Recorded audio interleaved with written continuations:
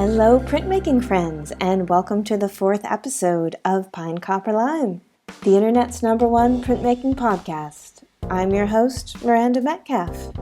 I release an episode of Pine Copper Lime once every 2 weeks, and on the off weeks, I put up an article on the website that features images and maybe a bit more information about the artist that I'm going to interview.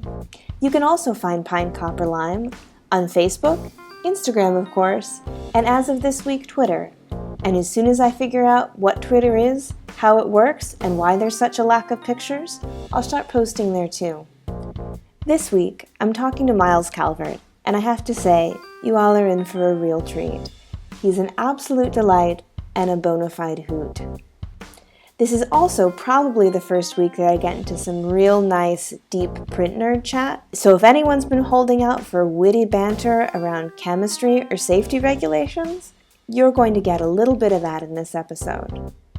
We're also going to talk about his practice as a traveling adjunct instructor, how he balances that with his passion for the craft of teaching, and we have some pretty nice Damien Hirst gossip in there as well.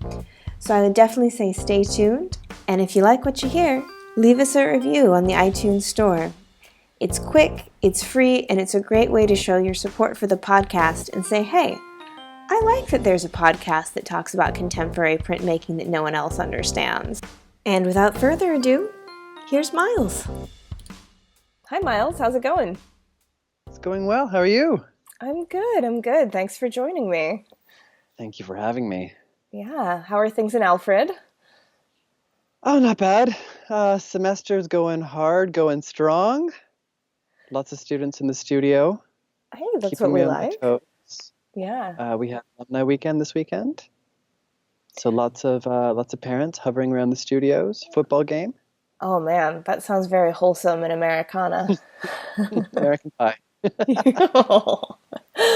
Well, that's great. Well, would you mind introducing yourself just a little bit and telling people where you are and what you do? Sure. My name is Myles Calvert.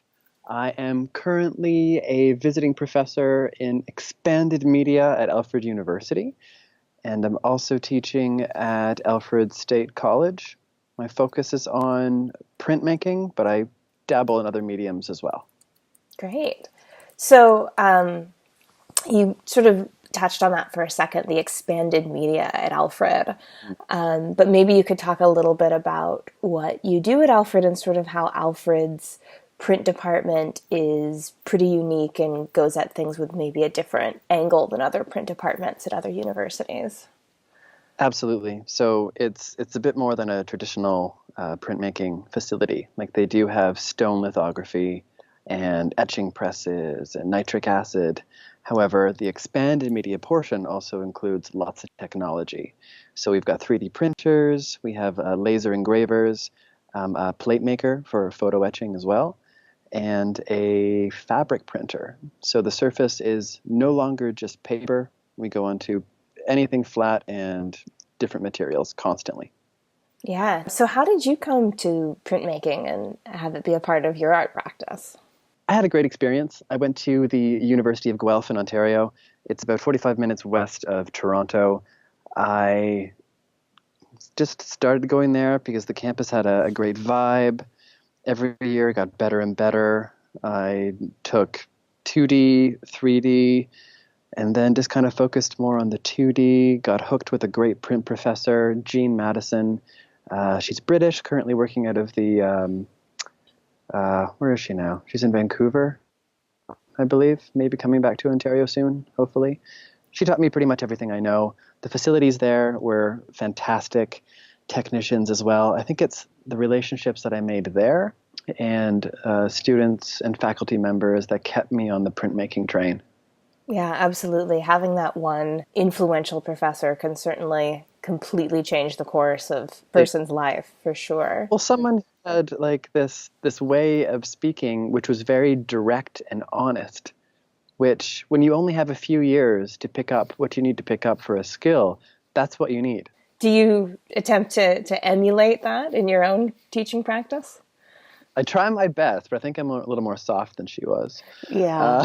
Uh, Well, you're yeah, you have not to. you're not a British woman, which I feel like it's easier to take bad news from that accent.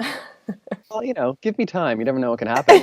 But feedback I try to give is usually direct.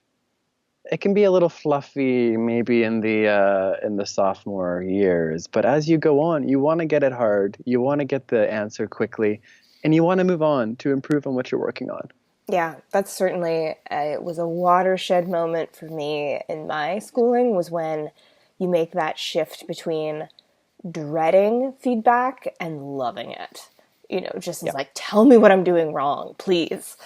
And because that's how you get better, you know? Oh, absolutely. Yeah, Yeah. and if you don't get it from your peers, something's not happening. You should get it from both sides, your peer and from your faculty members. Yeah, certainly. Do you think that it's possible to cultivate that in while teaching in an art setting to encourage the peers to give that honest feedback but without sort of coming from a place of ego? Oh, absolutely. You're going to learn better from the people who you're constantly surrounding yourself with for your time. And that's just not in academia, it's outside as well as a practicing artist. If you don't surround yourself by people who are also working and pushing themselves and working hard and achieving, you're not going to do the same yourself. So the first thing I do with my students is get them to talk directly to one student at a time in the critique. Mm. So you're getting, 15 voices all at the same time speaking about one person's work. And then we switch it up as we go, different ways of critiquing. But if you're hearing from someone generally your age in your program, learning at the exact same time that you are, you're going to listen more than that older person who's telling you what to do. Mm. Yeah, definitely. So you talked a little bit about the variety of resources that are available in Alfred and how it's really that mix of new technology and old technology. But I feel like that also shows up in your work as well. And I'd love to hear you tell me a little bit about how you sort of see those interacting and how that fits into your practice as a whole. That's a tricky one. See, the role of the traveling, visiting, adjunct sessional professor Mm. that I use facilities that are at my disposal. Right. So I might be here for the next year and I have these phenomenal facilities, but I'm going to use what I might not have if I go back to working at OCAD, downtown Toronto, or the University of Guelph, where they have maybe a different chemistry. Mm. So my work completely evolves depending on what I have access to. And I think that would go for any person who needs a different type of studio access. My work, I love looking at the past and kind of bringing technology into it to make it into a contemporary print and not just a contemporary image. Mm. So Mm-hmm. if you wanted an example, I'm staring right now at a stack of love seats, which is a screen print, and it's using a photographic process, which is not necessarily new and contemporary. That's been along, since the 40s and 50s actually. But adding things to my ink, changing the colors with pigments that didn't exist back then, it's just kind of taking what it is and pushing it a bit further to give it a different spin. Mm. And so that having to adapt your practice, or maybe even rephrasing it to say, getting to adapt your practice, do you see that as, I mean, I guess it must keep you really nimble as an artist and really fight complacency quite fiercely. Well, it keeps me on my toes because I'll get thrown into different situations where it's always a new studio, and each studio is completely different of how they look after their health and safety, which pigments they're using, what students are allowed to use what. And I've had the best results when I've done a residency, for example. I went to Arquitopia in Mexico, Puebla, and it was the whole assignment that I had planned for my time there, a whole month, completely changed when I arrived. Mm. So it's having that flexibility of having to strip back to the bare bones and reimagine your projects. It's very stressful for about 20 seconds and then completely freeing for the rest of the time. Yeah, I can imagine. And did you just came back from a residency in Spain, is that correct as well? I did print residence, yeah, about 45 minutes up the coast from Barcelona. Spent a fantastic month there just working on large scale copper plates, Mm. ferric chloride, so something I didn't have access to and still don't. We use nitric currently where I'm working. So a different material, but I went with the focus of wanting to use that scale and that chemistry. Yeah, I guess that's the life of the traveling artist teacher, which can be, as we all know, pretty unstable, but it also does offer incredible opportunities when you do have the luxury of just going to a You're print right. residency When for you a can throw month. your life into, a bag and a half or two bags and disappear for the summer, it's fantastic. Not just as an artist, but as like a human. You get to Mm. go and explore different parts of the world, and you get to make work because it's, the same old story. When you're teaching, you don't get a lot of work done during the semester, Right. but that's just life, and I wouldn't change it for anything at the moment. Yeah. Now, did you get to stay on in Spain and do Impact, or I don't think I saw you there? I didn't, but lots of people who I miss and love completely did. I So I lived through know. that. But I did bounce to the UK and did some teaching there at the old. I used to work at Sussex Coast College in Hastings in East Sussex, and I go back as much as I can, but definitely once every July and do a week or two of teaching for them. So a week of etching and a week of screen print. And then I bounced over to France, and that Mm. was pure pleasure. But looking at different galleries and spending 5 days in London and seeing Ed Ruscha and going to my favorite, the Portrait Gallery, and buying some natural pigments at all my secret little haunts that I used to love so much when I lived there. It's just a fantastic opportunity. Very lucky to be able to do things like that.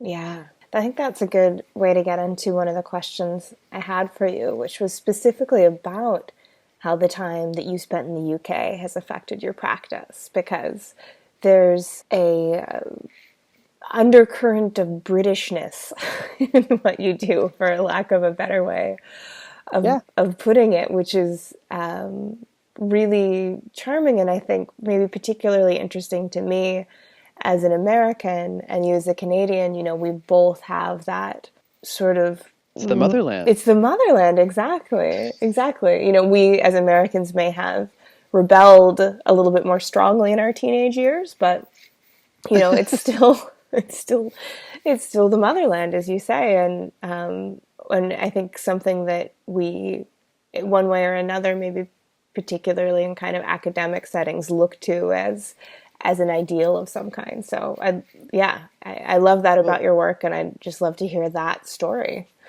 you're going to find it funny because the more I talk about the UK and London in my time there, I switch into like an accent. So Yes. and and then I'm gonna become that British woman that we spoke about before. But You should try that for your critiques. I did a semester abroad in my third year through the University of Guelph to London, and I took as little coursework as I possibly could to give myself more of an opportunity to bounce around the city and to jump to like mainland Europe. It was so worth it. Mm. Every weekend was somewhere new, every day popping up at a different tube location, a different gallery, a different bar, a different part of the city. I came back completely malnourished and dyed my hair black and looked so sickly. Just in time for Christmas to get plumped up again. But that experience with that culture and weather, it did something for me. So I applied for my master's degree at Camberwell College of Art, part of University for the Arts in London. Their big claim to fame is Central St. Martin's and Chelsea. It's five colleges that came together to make a university, basically. Um, my time there was good. Like the masters kept me fairly busy. I met lots of fantastic artists in lots of different disciplines. I volunteered at a print studio, Thumbprint Editions, and they did editions for Anish Kapoor, the Chapman Brothers, Damien Hirst, all the big, Yeah. kind of contemporary, Tracy Emin, on and on and on. That was an interesting experience, learning how in the middle of a filthy, busy studio, you can still make immaculate prints. So that's what I picked up from them. That kept me kind of in the contemporary print world in a way, because of all of the galleries that are just there, that they don't exist in other places, maybe in New York City, maybe Berlin. But London is definitely a hub, and print is appreciated there. Yeah. So I was there for roughly 5 years, and just in the thick of it. Worked at Selfridges, did high-end retail. Celebrities came through all the time. It was, I tried to dive into the life. So switched to tea, stereotypical things. And I think what kept it interesting for me is the fact that every day I had to take a bendy bus to get into the center of London.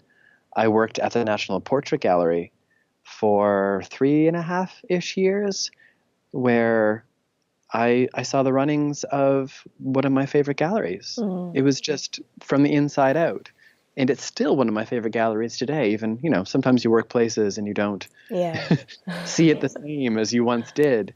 But I go back every time with a huge smile on my face. But the history is there, from Tudor portraits all the way up to a commission from Alex Katz from last week. So that kept me loving the area. Yeah.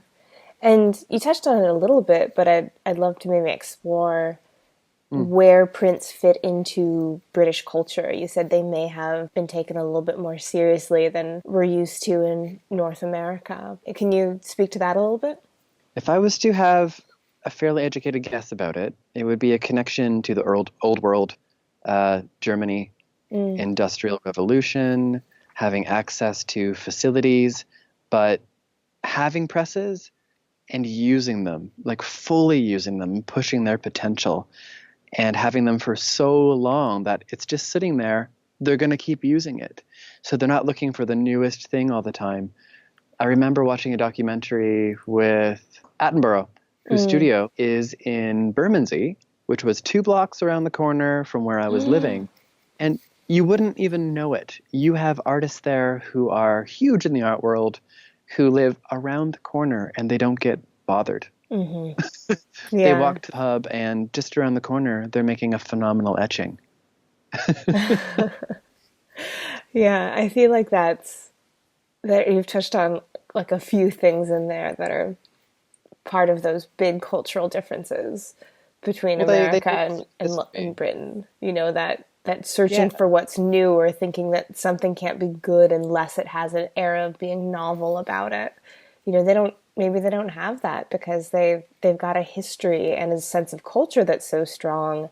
They don't need to push to be new for the sake of being new. I think there's respect as well for old processes and understanding how they were made. So that's why car boot sales, as they'll call it, or yard sales, jumble sales, are still very popular. And it's a big event.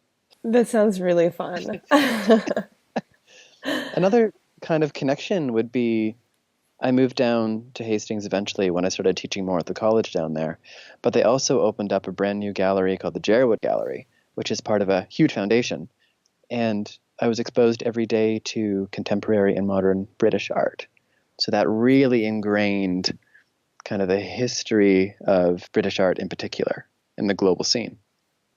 Yeah, and then I feel like the artifacts of your time in the UK show up in your work in actual objects. Would you say that that's accurate? Definitely through color and through pattern. I think you're hinting towards a toaster shape. I'm just skirting this whole toaster thing. But then I'm trying to casually segue into really just talking about the content of your work, and that you've got these everyday objects of comfort, and our relationships to them, as well as popular culture and all of that. That's all there in your work. And I'd love to hear you talk about the actual objects, those sort of domestic objects that show up. It began with having lots of frustrations while doing my master's degree and just wanting to use the medium of screen print in mass production and referencing the history of why that process was even invented, and not wanting to spend a ton of money and making it super official on paper. I wanted something disposable and quick, and I wanted to get that stage of life over with. Mm-hmm. So I printed on loaves of bread, which were then like sliced pieces of bread, which were then toasted and installed.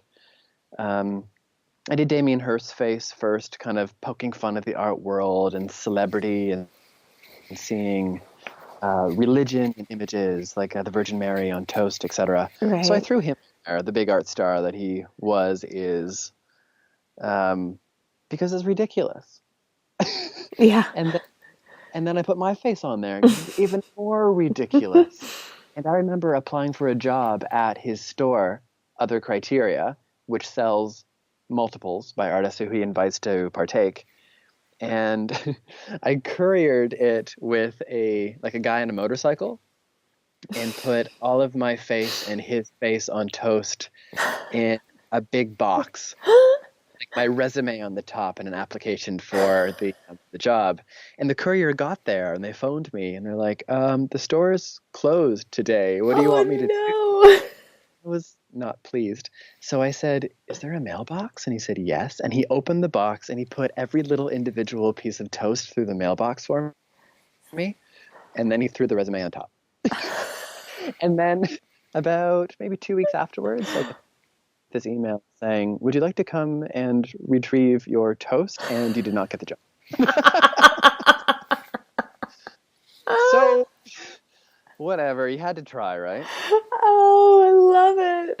But it's the object of bread and toast that led to toasters, kind of a natural progression. Mm-hmm. And it's not necessarily the fact that it's a toaster, it's the fact that it's something that is recognizable by whoever sees it from wherever.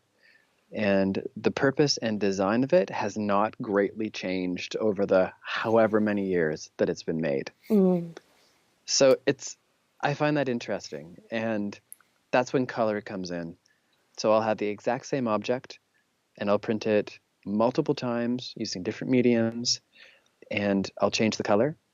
And I'm hoping that the color will change an individual's perspective and time period when they look at it, based on their history and their memories. Mm-hmm. Yeah. That's what is kind of the core interest to me at the moment. So sort of like a Madeline of visual arts. Maybe. Yeah. Maybe. Let me think that one through. Maybe. It's I'm constantly working through it. And I remember giving like my first little talk at Alfred University and being asked a similar question, the why question, which is the one that everyone dreads, but I ask it all the time of my students. And my answer was, I'm not entirely sure yet, which is why I'm still looking and pushing for answers and researching. Yeah. But it's color theory, it's romanticism, it's the individual feelings that people get, which are always different. You're never going to have the exact same feeling as someone else. Mm-hmm. Everyone, as you say, definitely does have that personal connection to color and experience. And so I really like that idea of taking these objects of comfort and home, and I assume that ottomans fit into this as well, but we can talk about those separately if need be. And then having the color be really what personalizes it for people and really playing in that experience of each individual person having an individual period, having an individual color. This is going to sound so dramatic, but I really love black. I knew it was coming. I just knew it. I know. I'm so Such sorry. a gallerist response. I know. I try to tell people that it's really I may sometimes seem like a fancy gallerist, but I promise I'm just a fat goth. Like like my true form underneath. Is I've got my eyes just like outlined in raccoon eyes, um, and I've got fishnets and just a giant septum piercing, and it's Yeah. yeah. But Well, I learned that I have to function in society, so we all wear our masks. this is true. I love a good quote from The Mask as well. A little Jim Carrey reference. I'm wearing all black right now, and that's nothing new, but it's also a practical reason because when I'm in the studio, I get absolutely covered in dust from wood blocks and ink from an inky table and oil and Yeah, yeah, and I think that with the that typical sort of gallerist wearing black, part of it is, of course, that you don't want to distract from the art. There's a practical reason. When you're standing next to a painting talking about it, you don't want the fact that you're wearing a yellow dress yeah. and the painting has yellow to distract from the visual experience. But I think it's also the practical because as you well know, being someone working in the arts, it is not a glamorous job being a gallerist. Like there is a lot of dusting and lifting and straightening and crawling underneath things that you have to do. And that's So just the physical part. There's the whole mental part, which I know is absolutely exhausting. so but I think working in prints and having a price point that started at $150 and obviously, we did have 5-figure pieces. We did sell Eschers and that kind of thing. But a lot of what we did was under 1,000. And that really allowed us, I think, to deal with people who are not necessarily elite to the point that they're expecting very special treatment. Yeah. And that was easier. I think it would be difficult for me at this point to go to a very high-end gallery. I From went that. to a gallery in London this summer, and I knew they were having an open house slash tour talk about the drawings and prints in the collection. And I'm like, perfect. I have a few hours to spare. Let's go check this out. And they had sales there, really low pressure sales. Take your time, ask us any questions the way it should be. Yeah. And I walked out with something, and I was quite happy. Yeah. And I think that there's kind of an honestness in prints that I really love about that. Is that it's more accepted to just say, do you like this? Yeah. Can you afford it? Go home with it. And it really just being that kind of pure. And you'd get into less conversations about what is this going to be worth in 20 years? What is this going to be worth in 40 years? Tell me about where is this artist showing, what collections are they in, which is all significant in art collecting, but it is removed from just that personal experience, one-on-one person and object. It's removed from that kind of honesty, I think. I think it's a great conversation, and I don't think it happens the same with painting. No. Or sculpture, for that matter. And I love that about printmaking. And the other side of that coin, of course, is that we do end up having that devaluing of prints and prints being separated. And, we have our own fairs and our own conferences, and there are galleries that just don't deal in prints. And there are museums that just don't collect prints. But kind of being a bit removed from all that art world bullshit also does afford us a great honesty, which I love it. I love being in this medium. I don't think I'd have it any other way. I'm so happy you said that. Aw. That's why I had the gall to believe that a whole podcast dedicated to contemporary printmaking, that'll take off. So do it. I have these conversations with my students all the time, and it's usually on a one-to-one basis, which is quite funny because then I end up having it multiple times. But they hit a point in their in their education, where they kind of get what print is all about. And it's like a little aha, light Mm. comes on moment. And they talk to me like it's new to me. and and I love it. So I love hearing their explanations of um, how they explained a print and a process to a family member over a holiday, or how they really like the bevel of the paper or the tooth of it and how long they had to soak it for and what it did and the Mm. quality and the result. And then they get hooked. Yeah. And that is the best possible moment. And it's so exciting.